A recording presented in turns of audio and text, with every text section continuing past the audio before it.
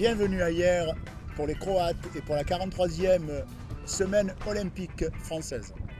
Svjetski kup jer, Francuska, 10 olimpijskih i 3 paraolimpijske discipline, 6 dana jedrenja, 134 plova predviđena, 134 odjedrena, 1200 jedriličara iz 64 zemlje svijeta, 30 hrvatskih jedriličara i jedriličarki. Rekord za svjetski kup je rekord za hrvatsko jedrenje na nekoj regati svjetskoga kupa. Zezali su me da ću dobiti penziju ovdje u Jeru. A ovdje me vežu dobre uspomene, bija sam jedan put prvi, 2 puta drugi i lipo mi je nekako jedrit, mediteranski su uvjeti, slično kao kod nas u Splitu. Pa jedrenje je dosta drukčiji sport od ostalih sportova, znači kad se ide na natjecanje mora se pripremiti svoja oprema, gumenjaci, jedrilice, traileri, znači kombi, znači natjecanje traje tih nekih tjedan dana, što je opet drukčije nego ostali sportovi koji traju po jedan dan. Pa evo nas ponovo u Jeru, 2011. godina prije olimpijskih igara, flota je jako brojna i mislim da će biti jako dobro uzbudljiv. Prva 3 dana jedrili su se kvalifikacije. Hrvatski jedriličari startali su odlično. U gotovo svim klasama plasirali su se u zlatne finalne skupine. Nakon 3 dana regate, Tonči Stipanović bio je 5. u laseru, Tina Mihelić 6. u laser radijalu, Ivan Kljaković-Gašpić također 6. u finu, Šime Fantala i Igor Marenić 7. u 470, 11. Marin Lovrović i Siniša Mikuličić u zvijezdi, 12. Enija Ninčević i Romana Župan u ženskom 470, 14. Pavle Kostov i Petar Cupač u 49. Čekaju nas 2 dana finala i biti prava regata tek počinje. Biće teško, biće zanimljivo u svakom slučaju i vidit ćemo što će se dogoditi na kraju. Izgleda da Hrvatima ovo paše, ne?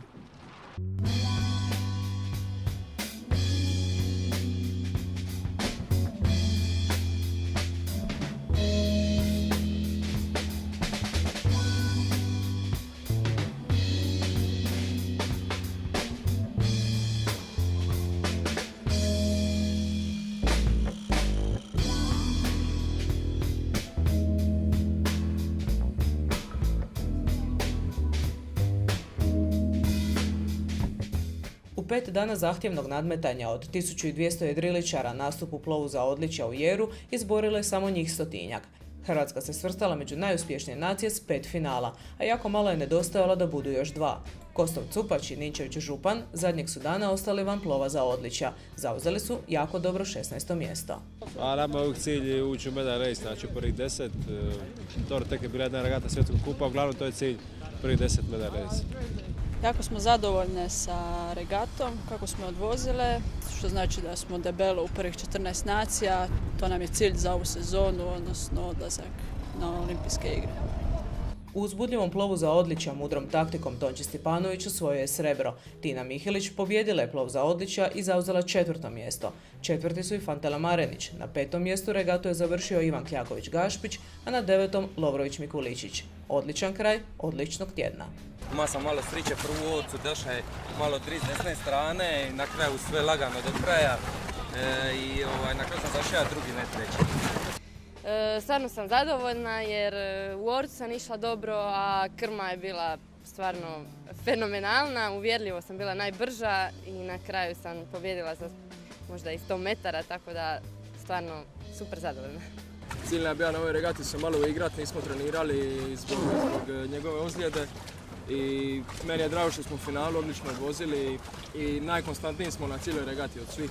4. mjesto u Jeru, naš osobno najbolji rezultat u Jeru, tako da smo stvarno zadovoljni.